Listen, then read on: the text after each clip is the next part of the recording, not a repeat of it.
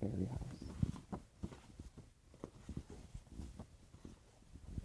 It was spring, my favorite season. I love how the sky looks like cotton candy at sunset. Every spring, our garden comes alive with blossoms of every color. I know why our garden is so beautiful. It's because of the fairies. Fairies come to our yard and sprinkle fairy dust to make the plants grow. I have never seen them, but I know that they are real. I can see sparkles outside my window. This spring, I had a plan. I would see the fairies. Pinkalicious, what are you doing? Asked Peter as I collected twigs and leaves. I'm making a house for the fairies to live in. They can live in our garden, and I will be able to see them, I said. I want to see them too. Let me help, said Peter. He brought out his shell collection. Let's build the house here in the garden, I said. Fairies are sure to come this way. Piece by piece, we built a little house. I wove buttercups around the door. Peter made a pathway with his shells. Soon, we had a cozy home for the fairies. I couldn't wait for them to come. Every day, I watched the house from my swing. The house. I made a pond, a boat, and even a slide for the fairies to find, but the fairies did not come. When Peter saw how I looked, he said, "Cheer up!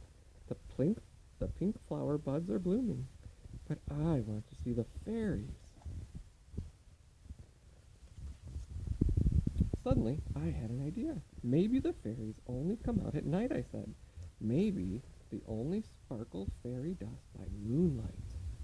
I told Mommy and Daddy what I wanted to do.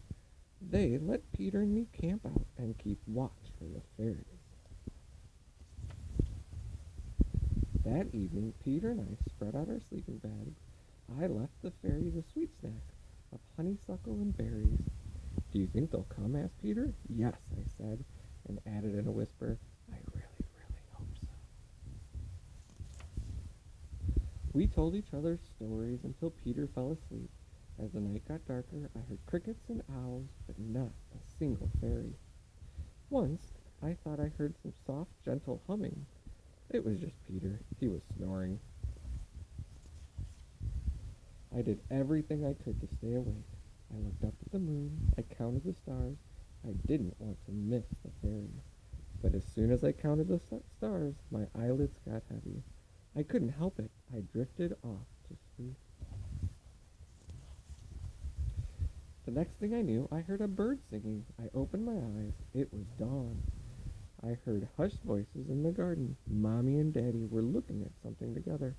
"How beautiful," they said.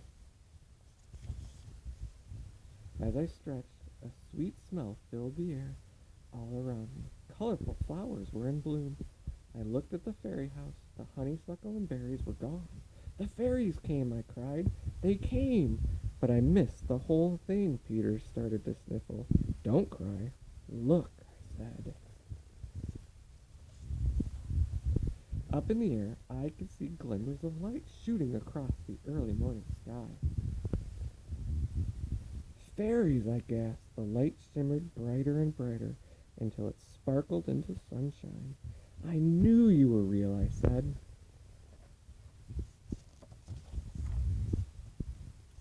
My family and I watched the sun come up. "Thank you, fairies," I whispered. Wherever they were, I knew that they could hear me. The end. Good night, guys. I love you.